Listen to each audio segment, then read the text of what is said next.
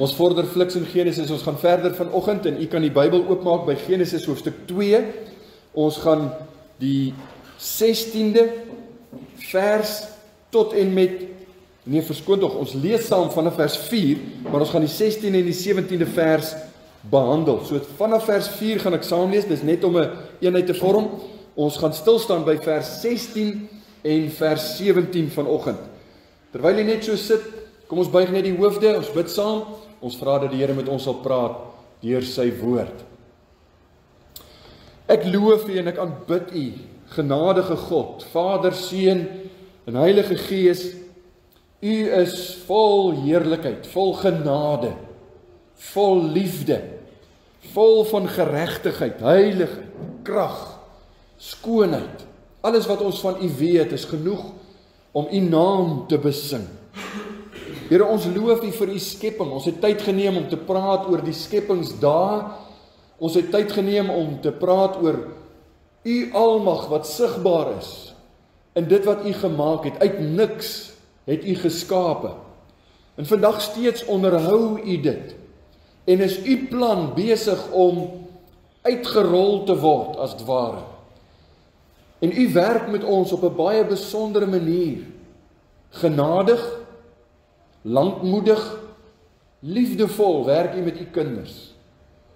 My gebed is dat u ook vanoggend, wanneer ons praat oor 'n baie belangrike saak, dat u ons harte sal verruim met ou waarhede, dat u ons gedagtes gevange sal neem tot gehoorsaamheid aan u woord.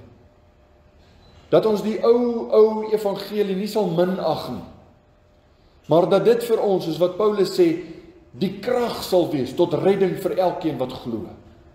Ons hoef ons nie te skaam oor die eenvoud en die manier waarop ons dit oordra nie, want hoe eenvoudig dit ook al klink, dit is beslis nie simplisties nie. Dis diepsinnig. Dit laat ons dink.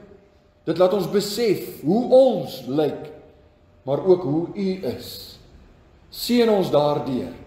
Breek u woord vir ons op 'n besondere manier en sal u in ons midde werk soos wat u alleen kan doen, deur die krag van u Heilige Gees en die waarheid van u woord.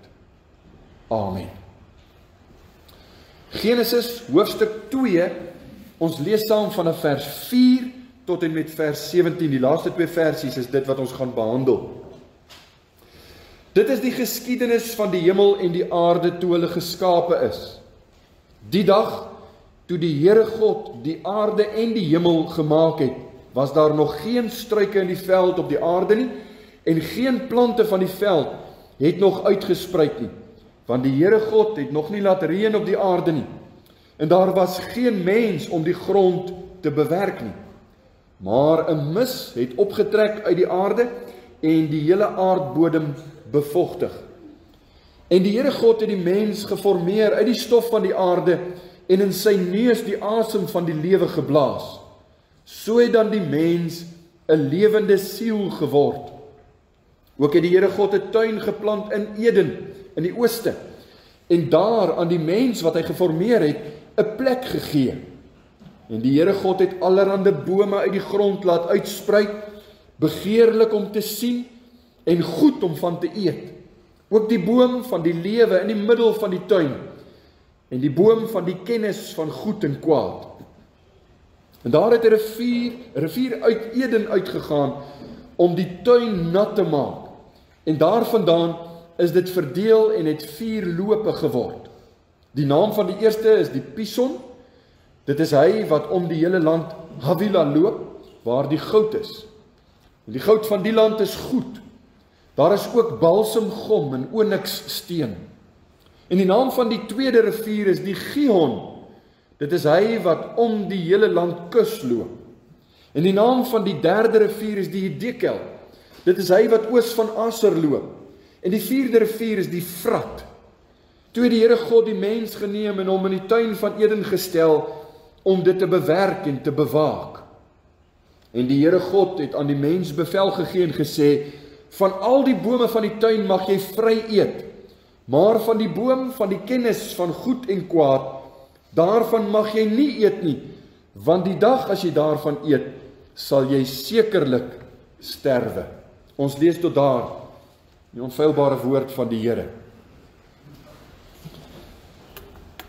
Vers 16 en vers 17 is 'n ontsettende belangrike stuk van die fondasie, as ek dit so kan noem. Ons praat met u uit hierdie 2 verse oor die werkverbond. My mening is, as jou begrip, as jou verstaan van die werkverbond nie reg is nie, dan is jou begrip en jou verstaan van saligheid nie reg nie. Hier is sulke ontsettende belangrike elemente van die saligheid. Dit raak ons direk. Ons mag dalk hier sit en dink, die dominee praat oor goed wat jare terug gebeur het, en jy weet, dit is moeilik om te verstaan, dis belangrik om te verstaan. So ons wil vra dat die Here regtig vir ons sal help om 'n begrip te vorm van hierdie sake. Nou, elke goeie verhaal moet 'n boef hê, nie waar nie? Ek meen, wat sal Rooikappie nou wees sonder die wolf? En jy kan maar dink aan elke goeie verhaal, elke goeie storie het een of ander stuk kwaad, 'n boef of een of ander kinkel in die kabel. Alles loop gewoonlik mooi en dan kom daar iets wat gebeur. En dit gee eintlik die wringkrag aan die verhaal. Tot dusver was ons verhaal nog baie mooi. God het geskape, God is die een, ons het hom gesien, hoe hy in heerlikheid en genade en krag sy almag getoon het met die skepping. Alles is mooi, alles is reg, alles is goed. Hy skape Adam.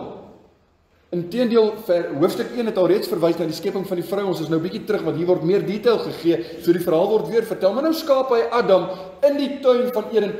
Geen kwaad nie. Daar's niks wat hom kan skaad nie. Daar's niks waarvoor hy bang hoef te wees nie. Daar is letterlik geen kwaad in hierdie verhaal.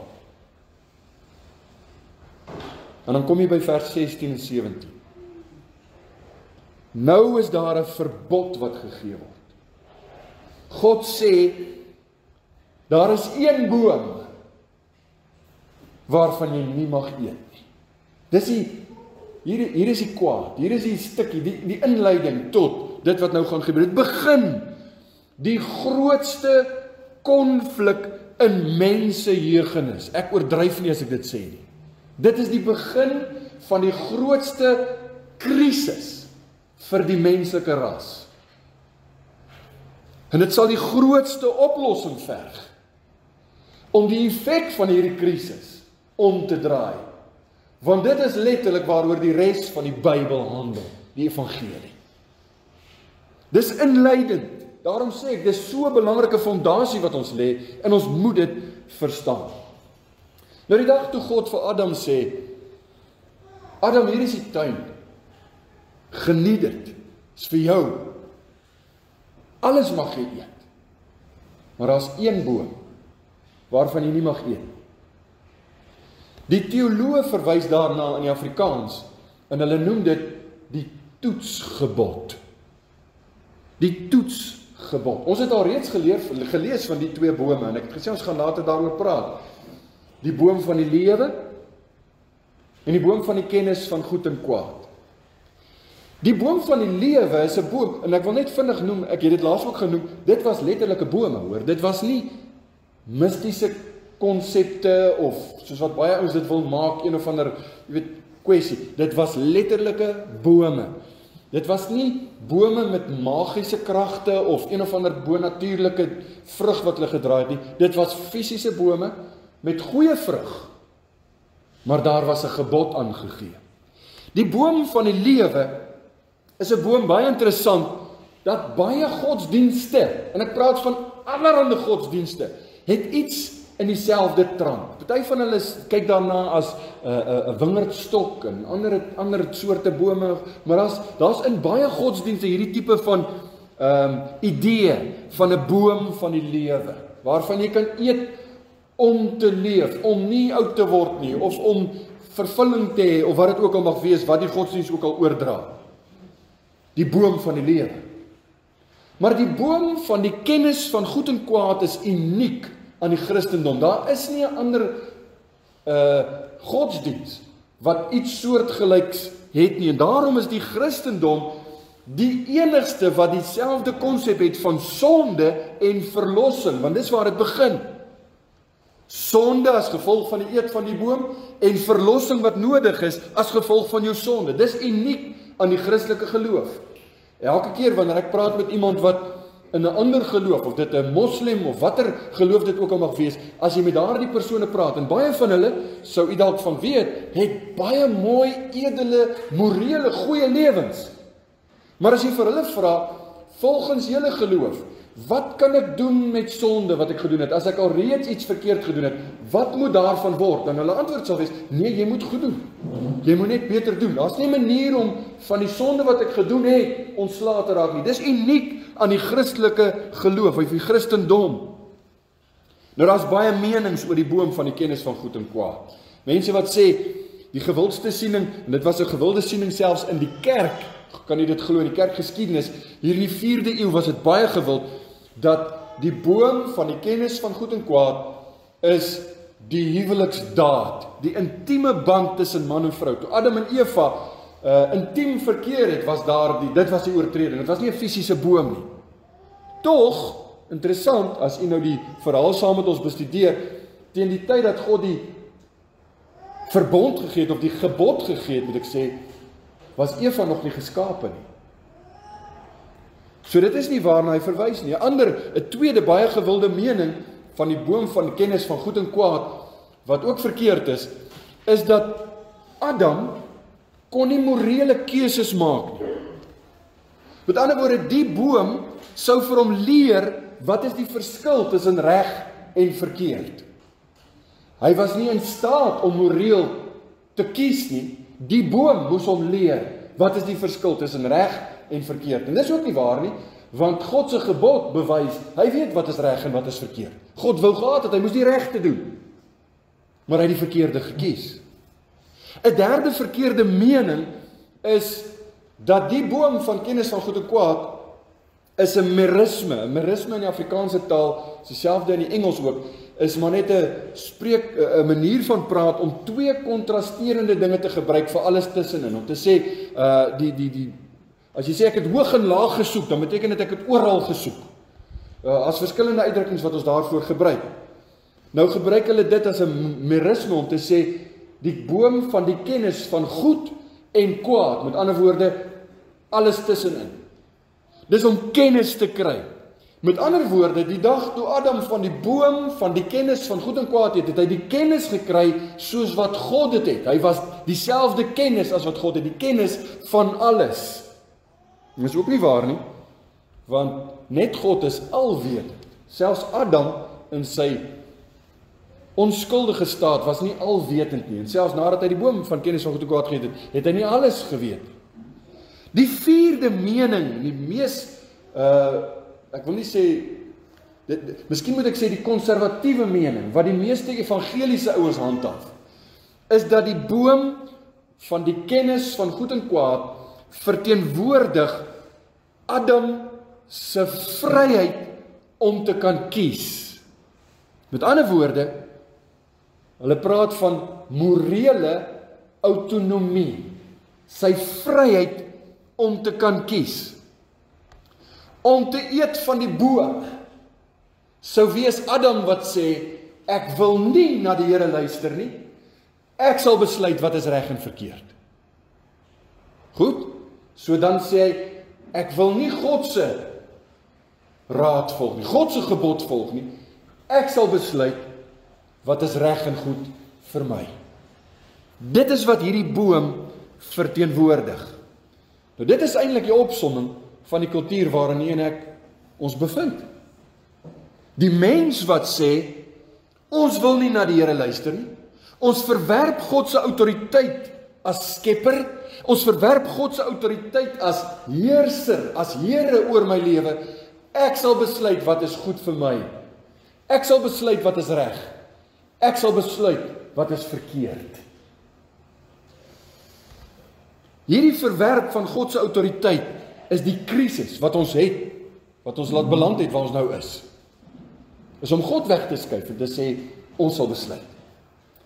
Alistair Payne skryf oor hierdie baie aktuele saak, en hy sê die volgende: In Western countries, waarvan ons deel is, the big con of the 1960s, nou u onthou die 1960s as die tyd van rebellie, die seksuele revolusie en al die dinge wat daarmee saamgaan. The big con of the 1960s was the idea that we don't need the God of the Bible's arrangements for marriage. God het gesê, een man, een vrou, binne die huwelik, dis waar die riglyne lê vir morele, seksuele moraliteit. Die mense het gesê, nee, ons het nie daai dinge nodig nie, ons kan onsself geniet. Hoor wat sê hy verder. It was time, hy praat van net na die 60s, it was time to move on from the old sexual mores and now enjoy free love and fun. En hoor wat sê hy in die boek wat omtrent 10-15 jaar terug geskryf is. Hy sê, 50 years later, this gigantic experiment is generating results. Heartache, shattered lives, and the loneliest society on record. Sal jy saamstem? Ek stem saam met hom. Die dag toe die mense, ons wil nie na die Here luister nie, ons wil onsself geniet, ons wil doen wat ons wil hê. Die resultate, die vrug wat ons nou pluk, is 'n samelewing vol boosheid, maar ook hartseer, krisisse, maar die eensaamste mense. Ons het selfone, ons het alles wat ons met mekaar kan verbind, maar jy sit met eensaamheid, soos wat jy in jou lewe nog nooit beleef het nie. God wys met die boom van die kennis van goed en kwaad, dat die mens geskape is om te floreer, wanneer hy onder God se leiding, onder God se heerskappy, onder God se soewereiniteit, homself buig, en sê, Here, na U wil ek luister. U is die een wat vir my voorsien, U weet wat is goed, U weet wat is reg, ek sal na U woord luister. Dan floreer die mens. Ware vryheid is te vind tussen die grense wat God daar gestel het. As jy oor daai grens wil spring, dan dink jy, nou is jy vry, dan kry jy probleme. Want God weet wat is reg, God weet wat is goed. In die samelewing hoor jy natuurlik net die teenoorgestelde as, ek wil onder God se gesag staan. Jong mense, julle moet baie mooi luister. Die dag wanneer jy sê, ek sal self kies, ek sal self besluit, dan spring jy oor 'n heining wat daar is om jou te beskerm. En jy maak 'n groot fout. In die samelewing sal vir jou sê, man, geniet jouself, gaan, oor kan nie, die gras is mos altyd groener aan die ander kant. Gaan geniet jouself, dis die lewe, dan is jy waarlik vry. Die samelewing sê, jy moet kan kies, wie's ander om vir jou voor te skryf, breek vry, wees jouself. Die Bybel, God, kom in sy genade en hy sê, bly tussen die heininge van my gebooie. Bly waar ek jou geskep het, bly daar, en jy sal floreer. Jy hoor eintlik die woorde van die Here Jesus echo, né? Die woorde van die Here in Johannes 8 vers 31-32, waar Jesus sê, as julle in my woord bly, is julle waarlik my disippels. En julle sal die waarheid ken, en die waarheid sal julle vrymaak.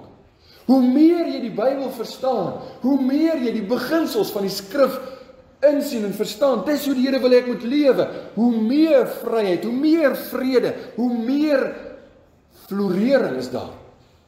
Oorvloed van lewe is daar. Lewensvreugde, lewensvrede vir die kind van God. Hy sê, julle sal waarlik my disippels wees, as my woord in julle bly.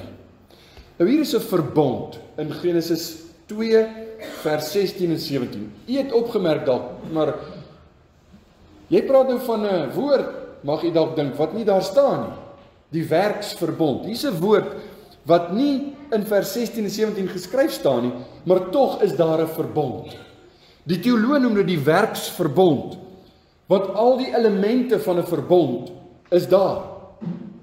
Maar ongeag die redenasies van mense, en ek wil vir u sê, die goeie gereformeerde teoloog wat ek gebruik wanneer ek voorberei, Almal van hulle, inteendeel, van die bestes maak jy by hierdie gedeelte oop, en die eerste ding is, die opskrif sommer, die werkverbond. En ek kon sê, hoe kan ek nou 'n ander tema kies? Dis die tema, né? Ons praat daaroor, want dis waaroor dit gaan.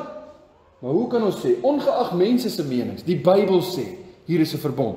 Hosea 6 vers 7, maar hulle het soos Adam die verbond oortree, daar het hulle troueles teen my gehandel. Hy praat van Israel, maar hy verwys na hierdie verbond met Adam, die eerste mens. Daar was 'n verbond.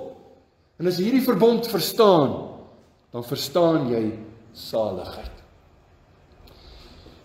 'n Baie goeie geloofsbelydenis wat ons nie baie goed ken nie, omdat hy eintlik maar in Engels is, maar hy is Afrikaans ook. Wil ek vir julle 'n stukkie van saambring, dis die Westminster Confession of Faith.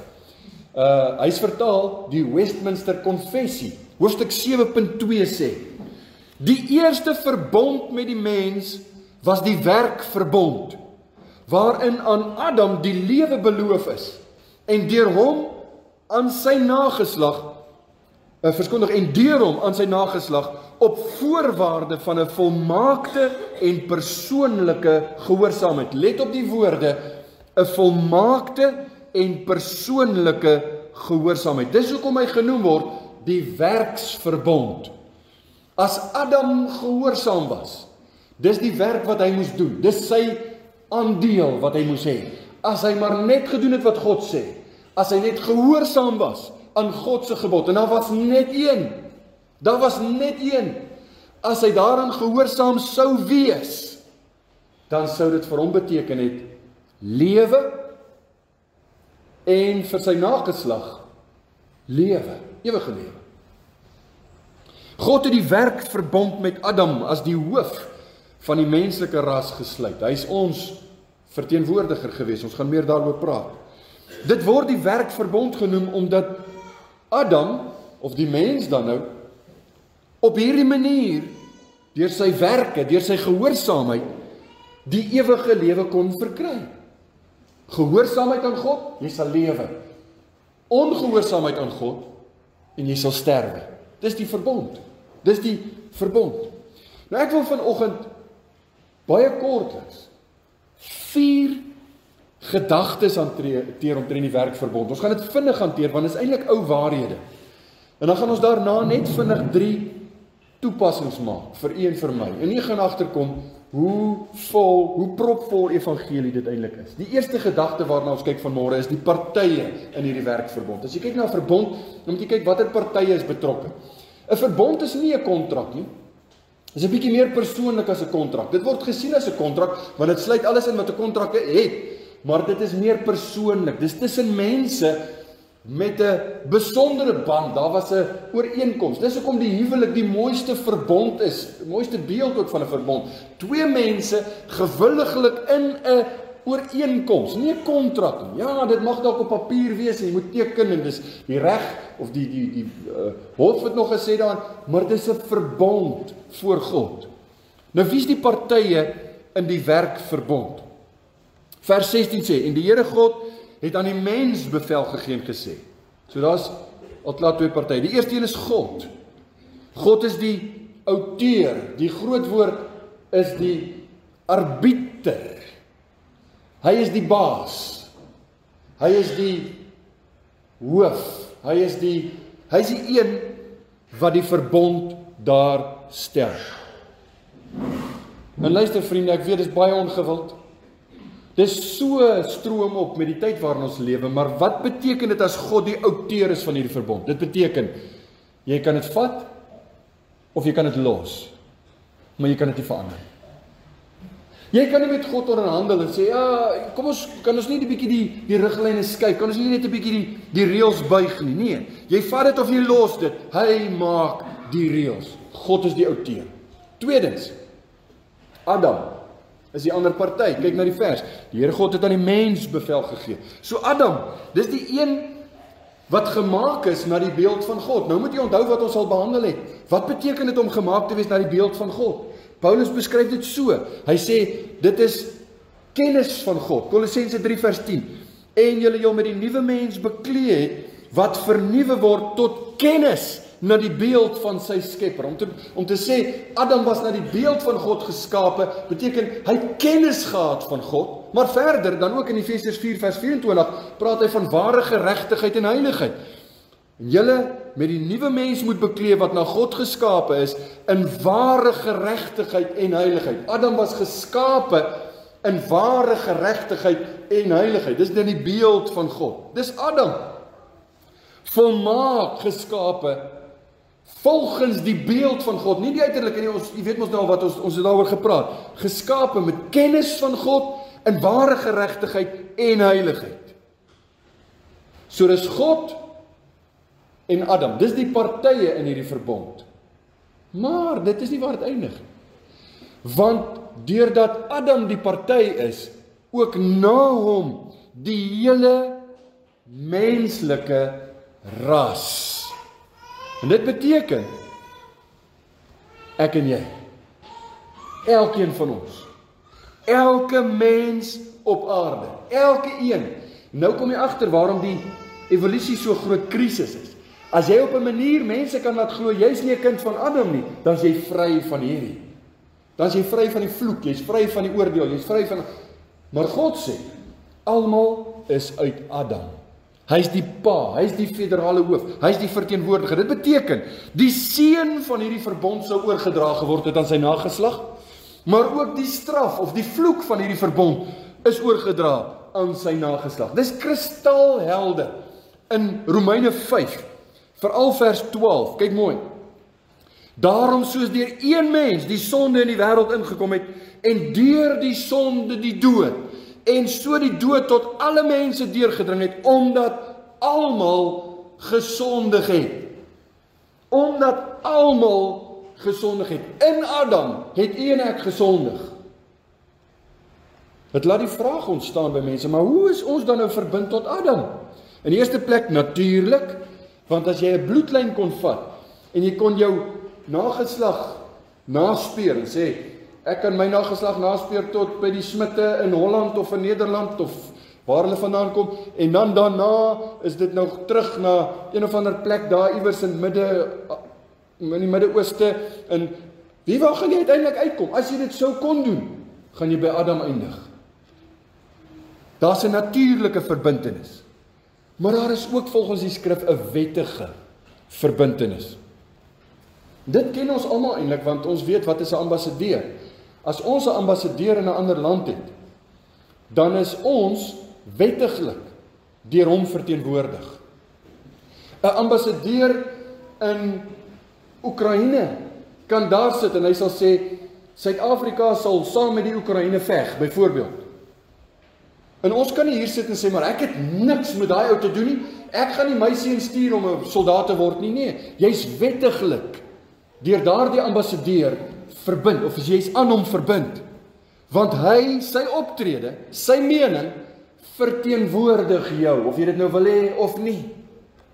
Dieselfde gedagte kom baie mooi voor in 1 Korintiërs 15 vers 22.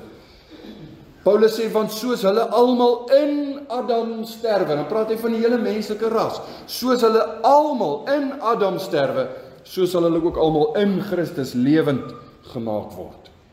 En ek gaan nie verder oor die vers praat nie, want daar is baie om te sê, maar die verteenwoordiging is duidelik.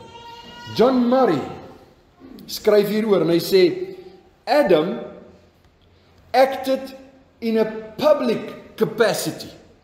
Not only his destiny, but that of the whole race was bound up with his conduct, for good or for evil. Wat Adam gedoen het, is verteenwoordigend van u en van my. Romeine 5 vers 17, want as ten gevolge van die misdaad van die een, verwysing na Adam, die dood geheers het, deur die een. Nou gaan ek vir u weer net 'n naam noem, wat die teoloog van praat. Hulle sê, Adam was ons federale hoof. Federale hoof, dit het 'n wettiese konnotasie. Inteendeel, ek dink as jy 'n studie maak van die woord federale hoof, dan kom jy uit by 'n woord, dink ek in Frans, wat beteken verbond. Adam was ons verbondshoof. Hy het namens ons in daardie verbond gestaan. Nou is 'n vraag. Klink dit vir u onregverdig? Daar's mense wat sê, wel, dit klink nie vir my lekker nie. So 'n ander ou het namens my gekies, hy het verkeerd gekies, en nou moet ek die gevolge dra. En dan sal mense sê, dit klink vir my onregverdig. Versigtig voordat u antwoord op hierdie vraag, klink dit vir jou onregverdig? Dink hoe genade God was om Adam aan te stel as ons federale hoof. Dink hoe genadig God was om Adam aan te stel as ons federale hoof. Wie sou u kies? As jy sê, nee, dit klink vir my onregverdig, wie sou jy kies? Dink jy sou beter doen? Dink jy sou beter doen as die man geskape na die beeld van God met kennis, ware geregtigheid en heiligheid? Dink jy sou beter doen? Nee. Dit was die beste kans wat ons gehad het, vriende. Dit was die beste kans, dit is 'n genadige keuse van God, om Adam die federale hoof te maak. So dis die partye, God, Adam en in Adam, die hele menslike ras. Dis hoekom die werkverbond vir ons belangrik is, want ons is betrokke. Tweede gedagte, die verbod, want jy sien 'n verbond het 'n verbod, jy mag sekere dinge doen, jy mag sekere dinge nie doen, of jy moet sekere dinge nie doen nie. Wat was die verbod van die werkverbond? Vers 17, van die boom van die kennis van goed en kwaad, daarvan mag jy nie eet nie. Hierdie opdrag is gegee om gehoorsaamheid te vestig by Adam.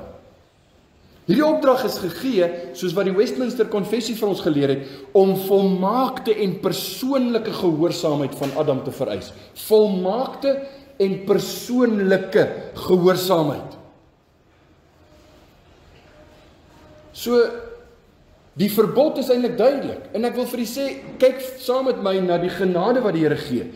As God gesê het, Adam, jy mag van niks van hierdie bome eet nie, daar's net een waarvan jy mag eet, dan sou ons gedink het, alright, jy weet, daar's dan een boom waarvan jy mag eet. Maar dis nie wat God gesê het nie, nee.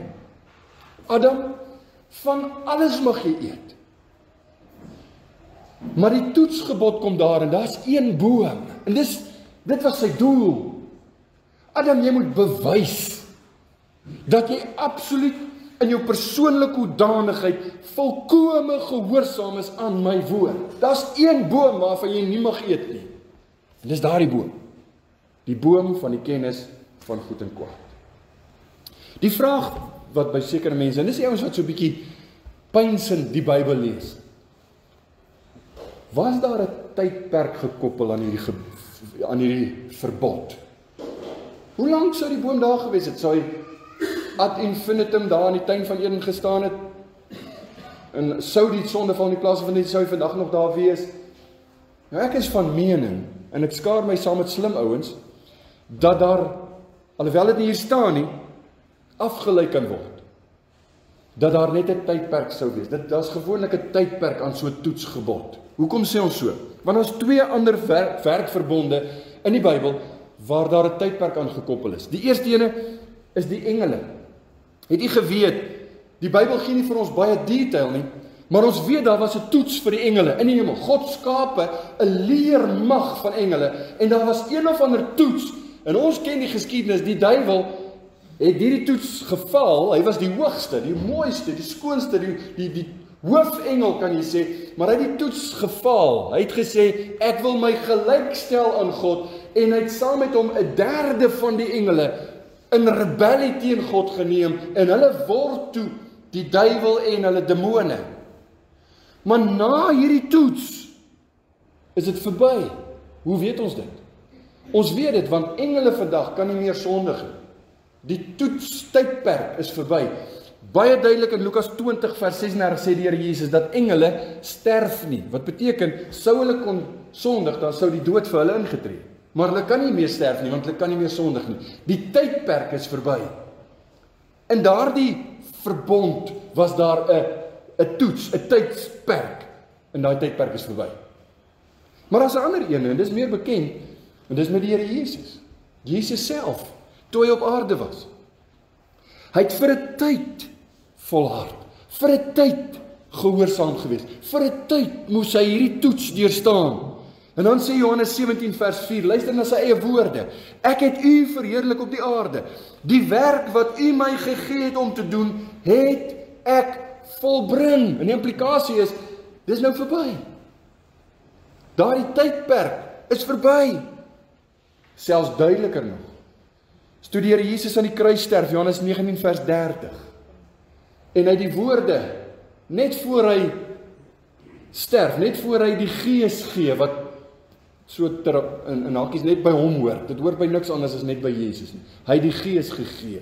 Net voor hy sy asem uitgeblaas het, sê hy, dit is volbring. Die tydperk is afgehandel. Nou is dit klaar. Hy was getrou. Hy was gehoorsaam. Hy was tot die einde toe. Het hy volhard. Hy was die een. Daarom, in die lig van hierdie twee, kan ons aanvaar dat dit dieselfde sou wees met Adam. Ons het nie klarigheid nie, dis my mening. Ek gee nie om as mense met my verskil nie, is maar net my mening. Dit was die gebod, en daar was 'n verbod aan, die verbod sou nie vir altyd hou nie. Dit was net vir 'n tydperk. Hoe lank weet ons nie? Want dit maak nie meer saak. Want hy het geval. Ons ken die verhaal. Die derde punt van hierdie verbond is die straf. Die straf van hierdie werksverbond. Want Adam het geval, maar nou word daar gewaarsku voor die val nog. Ons is nog nie by die val nie, maar nou word hy gewaarsku in vers 17. Want die dag as jy daarvan eet, sal jy sekerlik sterwe. Die dag as jy van hierdie boom van die kennis van goed en kwaad eet, die dag as jy daarvan eet, sal jy sekerlik sterwe. Die dood is ter sprake. En mense sê, hoekom so erg? Hoekom is die straf so erg? Hy eet van 'n vrug waarvan hy nie moet eet nie. Hoekom so erg? Nou, mense wat so sê, doen dit om twee redes. In die eerste plek, hulle verstaan nie die wese en die heiligheid van God nie. God se geregtigheid, God se wese, sy natuur is absoluut volmaak en hy vereis absolute gehoorsaamheid.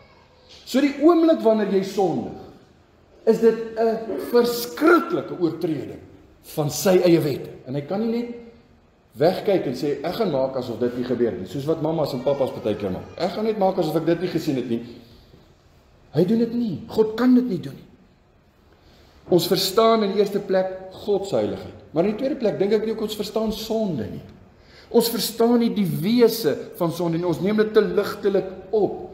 U weet, as ons 'n kind het, en ek gaan net 'n illustrasie gebruik, as my kind 'n leuen vertel, dan sal ons baie maklik sê, ag, jy weet, almal doen dit, en dit het niemand geskaad nie, so, dis daarom nou nie regtig so erg nie, is dit? Is dit? As die leuen wat my kind vertel het, my ewe skielik R40,000 kos, en iemand kom by my en sê, hoorie, jou kind het so en so gesê, jy skuld my geld, dan raak die leuen ewe skielik vir my 'n enorme saak, né? Want sien jy, hoe is ons? As dit my affekteer, dan is geregtigheid mos in my hand. God se geregtigheid is volmaak. Sonde bly sonde. En ons moet sonde sien vir wat sonde is. Paulus stel dit kort en kragtig, Romeine 6 vers 23a. Die loon van die sonde is die dood. Dis in God se woorde aan Adam, die dag as jy hiervan eet, sal jy sterwe. Jy sal sekerlik sterwe. Wat beteken sterwe? Wat behels hierdie dood, die straf op die werkverbond? In die eerste plek behels dit die natuurlike dood. Paulus beklemtoon hierdie soort dood in Romeine 5 vers 12. Deur sonde het dood in die wêreld ingekom. Nou, ons weet Adam het nie daai dag morsdood neergeval nie. Hy het nog baie jare gelewe. Hy het 965 jaar oud geword. Maar daardie dag het Adam begin oud word. Toe het die natuurlike dood die wêreld ingekom. Tweedens die regtelike dood. Regtelike dood impliseer jy verloor jou geregtigheid voor God. Waar Adam eers regverdig was, gesien was as regverdig voor God, nou staan hy as skuldig voor God. skuldig. Hy's 'n veroordeelde. Hy's verdoem. Sy regtelike staat het verander. Dis die tweede soort dood, die regtelike dood. Derdens, morele dood. Morele dood is die natuur wat korrup gemaak word deur die sonde. Jou natuur, jou wese. Paulus praat in Efesiërs 4 vers 18 so, hy sê mense wat verduisterd is in die verstand en vervreemd van die lewe van God, deur die onkunde wat aan hulle is vanweë die verharding van hulle harte. Die teoloog praat van totale verdorwenheid. Wat beteken, jy verstaan nie eers jy's verlore nie, jy weet nie jy's verlore nie, jy sien nie jou toestand raak nie, want jy is moreel dood. Die mate van goed en sleg wat jy onderskei is, soos wat ek net nou probeer illustreer het, as dit jou skaad, dan dink jy, dis dalk nie goed nie. Maar as dit jou nie skaad nie, is dit iets wat jou glad nie pla nie, want jy's moreel dood. Dis die gedagte van mense, en dis 'n baie gewilde siening in ons dag, wat hulle sê, sonde is net sonde as dit iemand anders skaad. So as jy nou besluit om, jy weet, een of ander stokperdjie te hê en dit skaad niemand nie, dan is dit nie sonde nie. Jy moenie jouself hier, jy weet, boelie met skuldgevoelens nie, want dis net sonde as dit iemand anders skaad. Dis nie waar nie. Dis sonde as dit God se wette breek, as dit sy reëls breek. Dis hoekom die mens totaal verdorwe is. Maar die vierde soort dood is die ewige dood. En dit is in die vorm so kort en kragtig as moontlik. Dis die hel. Dis die hel. Die hel is nie 'n plek waar God nie is nie. Mense dink, as God jou hel toe stuur, dan is jy sonder God. Nee, God is oral. Maar God is in die hel in 'n strafregtelike hoedanigheid. Hy gaan mense in die hel straf. Dis wat die hel maak. Hy's daar, maar sy oordeel is daar. En dit gaan oor die ewige dood. Jesus praat in die ergste taal daarvan. Hy probeer mense waarsku.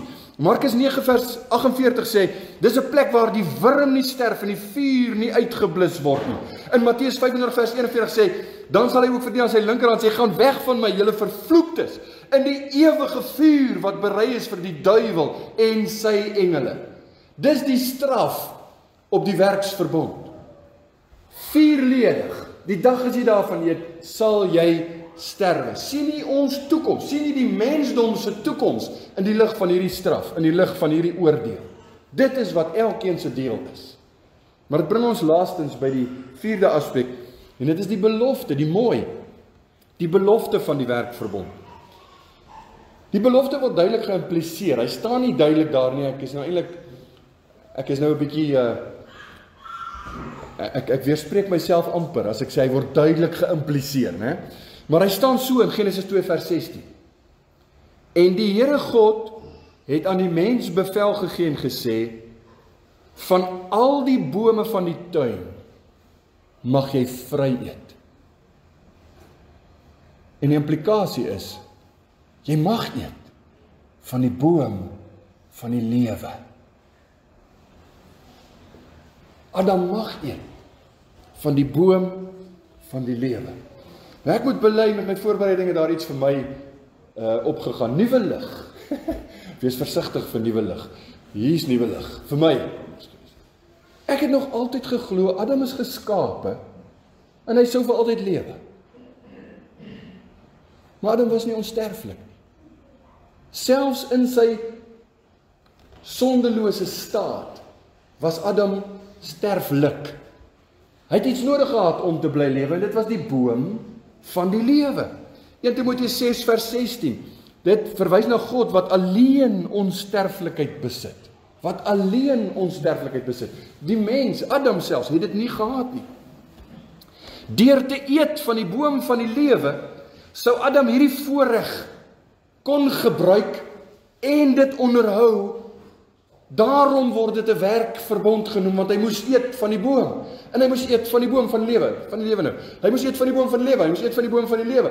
Sodat hy dan nog steeds vir altyd sou lewe, weliswaar, maar onderhou word deur die boom van die lewe. En op hierdie wyse sou Adam iets kry wat hy nie alreeds het nie, naamlik Onthou, hy het al reeds natuurlike lewe.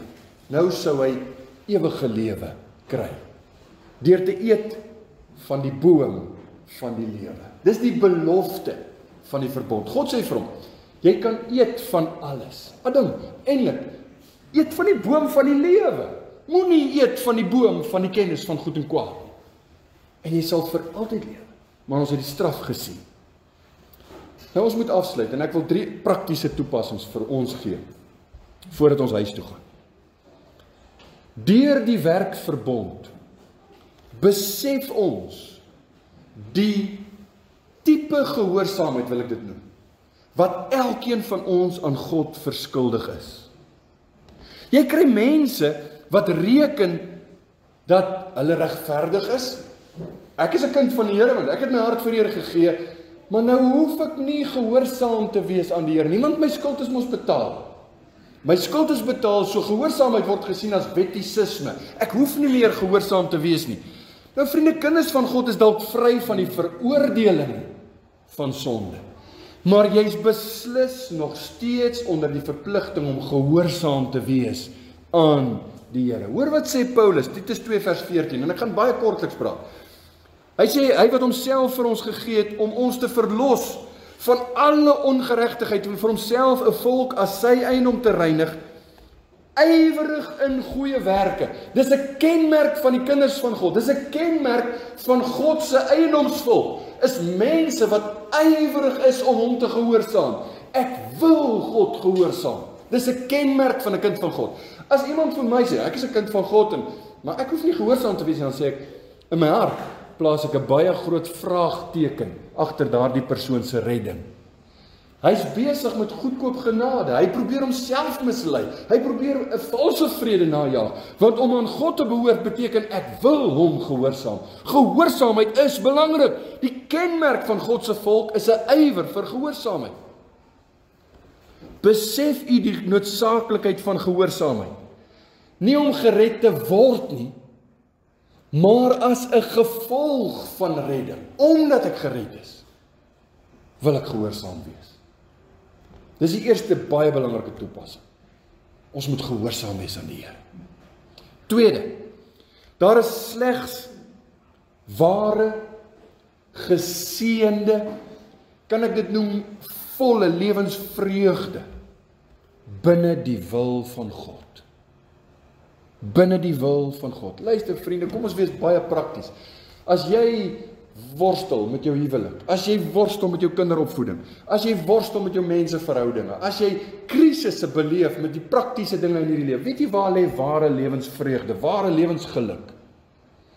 Binne die raamwerk van absolute gehoorsaamheid aan God, die wil van God. Doen dit.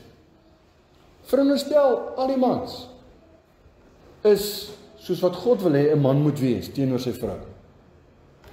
100%. Daar gaan baie minder bekleierery in die huwelike wees. En as al die vroue dit reg kry om te wees soos wat God wil hê hulle moet wees, dan het ons geen probleme meer in die huwelike nie, né? Want dan sit ons met 2 volmaakte mense. Die feit is, ons is nie so. En die oomblikke wanneer ons nie is soos wat God ons wil hê, dit is wanneer ons mekaar stamp en skuur en skaaf en beklei en dinge sê wat ons later moet teruggaan en sê ek is jammer, ek moes dit nie gesê het nie. Ek is jammer, ek was so lelik of wat ook al. Dink aan die kinderopvoeding. Rebellie in die hart en ongehoorsaamheid en jy weet, die kwessies wat uitkom in die tienerjare. Veronderstel ons sê vir die kinders, weet jy hoe wil die Here hê moet jy lewe?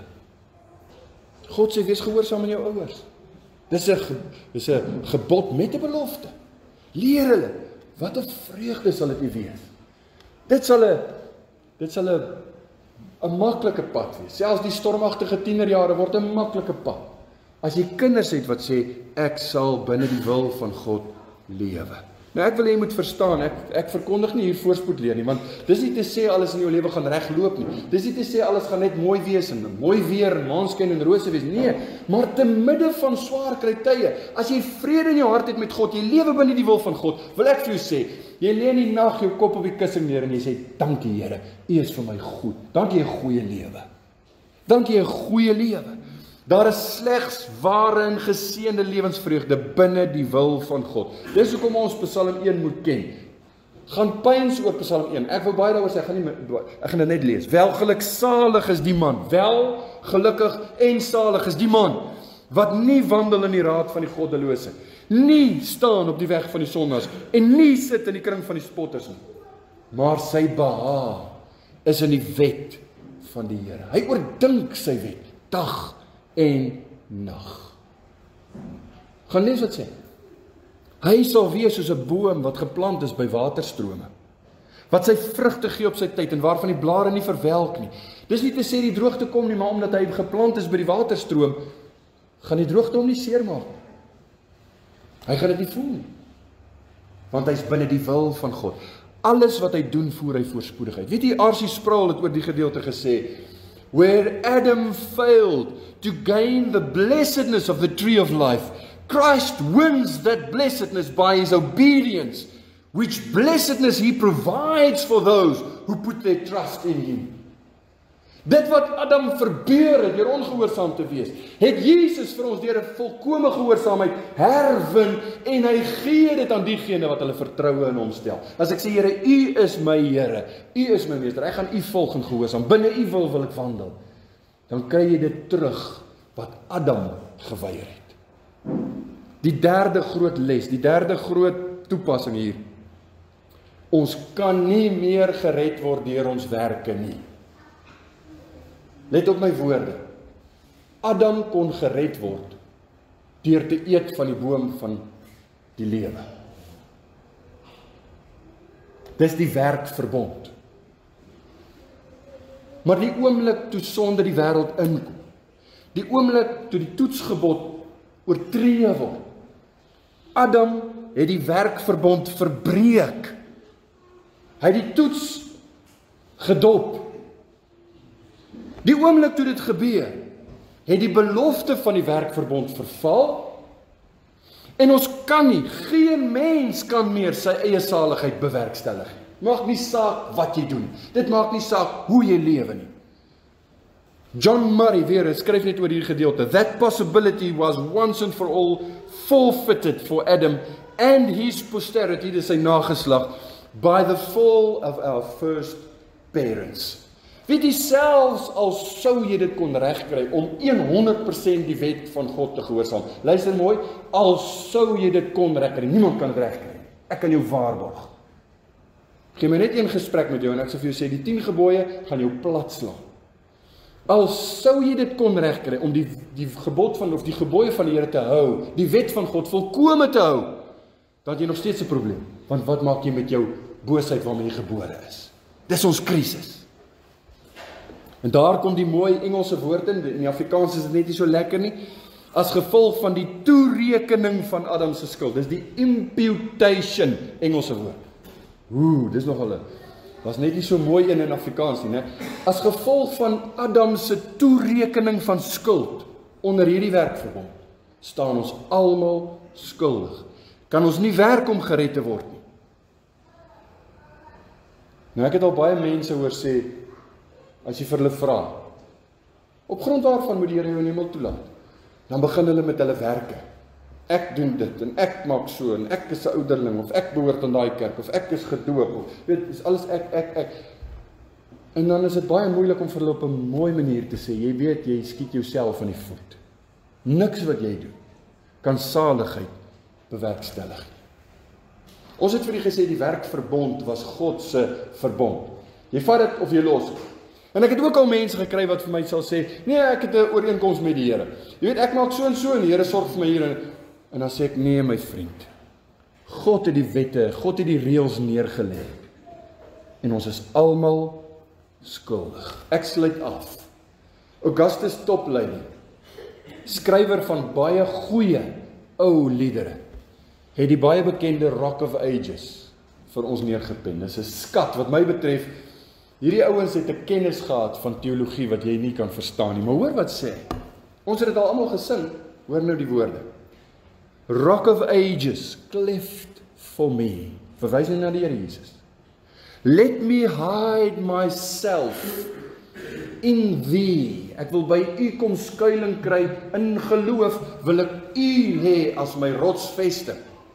Let the water and the blood from thy wounded side which flowed. Verwysende na die dood van die Here. Die water en die bloed wat uitgekom het, was die bewys. Jesus is gesterf, hy het sy bloed gegee, hy het sy lewe gegee. En dan sê hy hierdie woorde, be of sin the double cure. Daar's twee aspekte van sonde wat u vir my sal moet regmaak, anders het ek 'n probleem. En dan noem hy hulle. Die eerste een is save from wrath. Dis die oordeel van God. Red my van God se oordeel. Red my in my staat as skuldig. Ek is skuldig. Red my daarvan. Maar die tweede aspek van sonde is and make me pure. Met ander woorde, nou moet ek heilig leef. En ek het daarvoor ook vir u nodig. Sal u my help om nou ook heilig te leef? Want dis die bewys. Dis nie daardeur dat ek gered word nie, dis die bewys dat ek gered is. O vriende, ons stry teen sonde, né? Ons almal veg teen sonde, maar dis juist die punt. Jy veg daarteen. As jy nie daarteen veg nie, het jy 'n probleem. As jy nie daarteen veg nie, het jy 'n probleem. Mense kom praat met my oor hulle dinge, dan sê hulle, man, ek worstel. Dan sê ek, ten minste worstel jy. Hou aan worstel. Hou aan stry. Dis 'n goeie ding. Ons het in Adam gesondig. Maar die Bybel sê ons het 'n tweede Adam. Die tweede Adam is Jesus.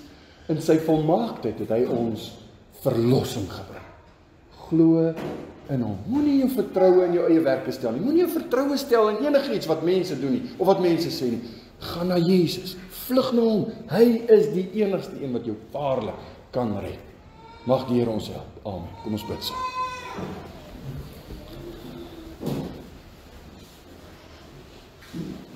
Here, ons sing 'n lied baie keer en ons sê, ons harte is verheug dat God beskikker van ons deel en lot, ons lewe in sy hande hou.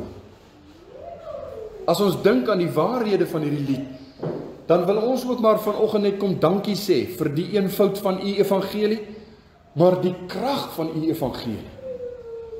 U wat my lewe in u hand hou. As ek u nie kan vertrou nie, Here, wie kan ek vertrou? Want ek sien ek kan myself nie eers vertrou nie. Maar ag, ons eer u vir 'n tweede Adam. 'n volmaakte mens wat volkome in gehoorsaamheid volhard het tot aan die einde, sy lewe gegee het vir my, namens my, in my plek, die straf, die toorn van God gedra, die helse straf, sodat ek vry kan wees. En ek word nie net vrygespreek van dit wat oordeel behels nie, maar ek word ook gegee alles wat Jesus Christus het. Sy ewige lewe, sy heerlikheid, sy erflating, dit alles deel hy met my. Ons dankie daarvoor. Dankie vir 'n werksverbond wat ons kan verstaan.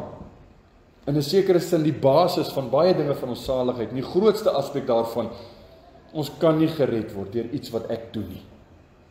Daarom vlug ons na u. As daar iemand is wat vanoggend nog hier worstel met hierdie gedagte, wat miskien nog twyfel en onsekerheid beleef, Here, gee geloof tot redding. Werk daardie bekering tot saligheid. Gee vir ons bekeringsgenade. Ons bid dit met dankbaarheid in Jesus se naam. Amen.